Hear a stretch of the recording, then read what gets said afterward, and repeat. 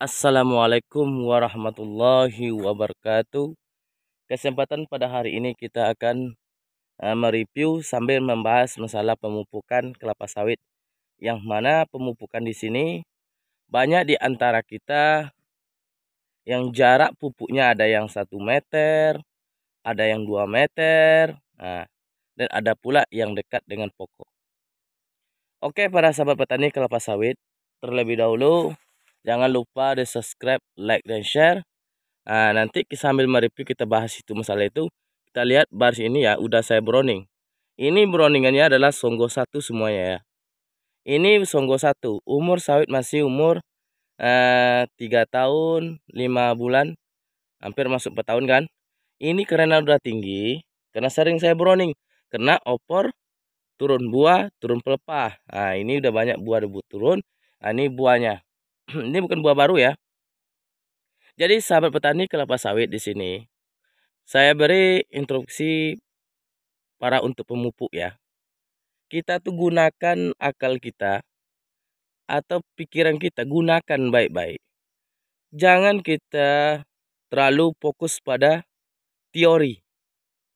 Fokuslah pada prakteknya, oke? Coba kita lihat. Saya di sini mupuk di bawah pokok ini saja nih. Jarak antara sini paling sini di antara sini batangnya sampai sini itu paling ada 60 cm. 60 atau 120 cm. Itu jaraknya saya mupuk.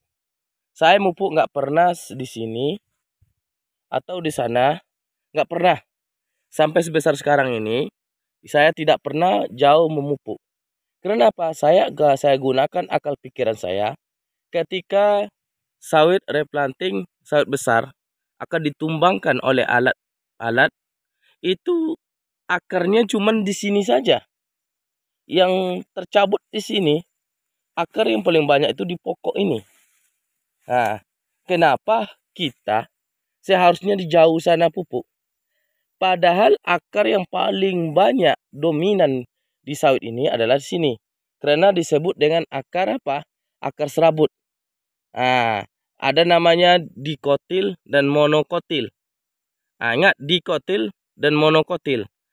Itu monokotil itu adalah tumbuhan yang berbiji 2, sedangkan dikotil tumbuhan berbiji 1. Contohnya kelapa sawit. Ini kawan. Tuh lihat. Ini piringannya cuma dekat ini saya mupuk. Tapi kalau lihat buahnya, lihat buahnya. Jadi para sahabat petani, kalau mupuk itu kita gunakan akal pikir kita. Masa jauh-jauh dibuang? Itu sama aja membuang pupuk. Makanya reaksi sawit itu tidak nampak kelihatannya. Berpuluhan tahun baru. Kenapa rumputnya? Nanti, dengar. Nanti ketika kita memupuk di sini, otomatis tetesan air hujan dari batang ke bawah ini akan mengalir ke tanah.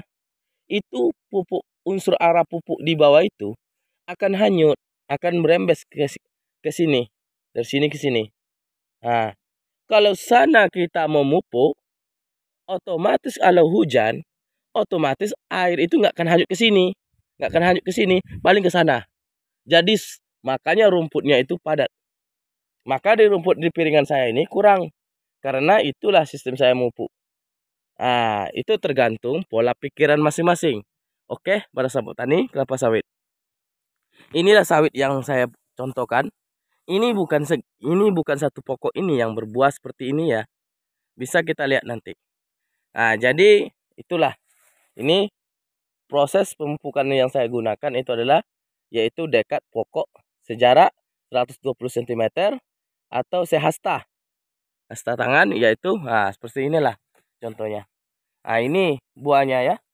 Ini masih umur 3 tahun 5 bulan, udah tinggi karena sering saya browning.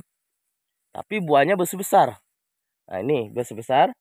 Ada yang lebih besar daripada ini, buahnya udah mencapai 30 kilo. Tapi tidak semua pokok ya, ada pokoknya. Itulah.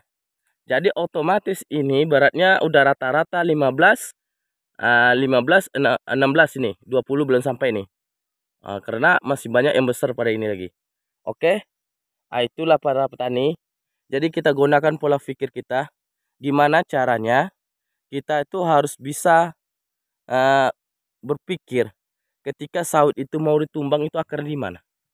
Ini sebagai ilmu bagi saya, karena saya meneliti, mempraktek, bukan terlalu banyak teori saya. Itulah sistemnya.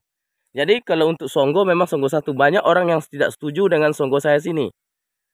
Banyak yang tidak setuju. Itulah. Coba para petani kelapa sawit yang ada di Indonesia ini, coba pergi ke Malaysia. Coba lihat orang Malaysia itu cara perawatan sawitnya. Cobalah pergi ke Malaysia. Orang itu manennya sistem turun pelepah, turun buah. Tidak ada yang kita itu congkel buah, tidak ada. Orang itu tidak ada congkel buah. Makanya orang itu lebih sukses berkebun sawit daripada Indonesia. Baru-baru inilah Indonesia nomor 1 sawitnya. Karena apa? Terlalu banyak orang yang berkebun sawit. Malaysia itu cuma negara yang kecil. Itulah. Jadi pola pikir kita tuh gunakan. Jangan terlalu dengarkan terlalu banyak teori. Yang sekarang itu praktek ya kawan. Praktek. Langsung praktek pada lapangannya. Praktek. Ini contoh prakteknya, oke? Oke. Ini cara untuk jarak tanam pupuk yang saya gunakan pribadi. Itu tergantung pada masing-masing para petani kelapa sawit. Cukup sekian. Assalamualaikum warahmatullahi wabarakatuh.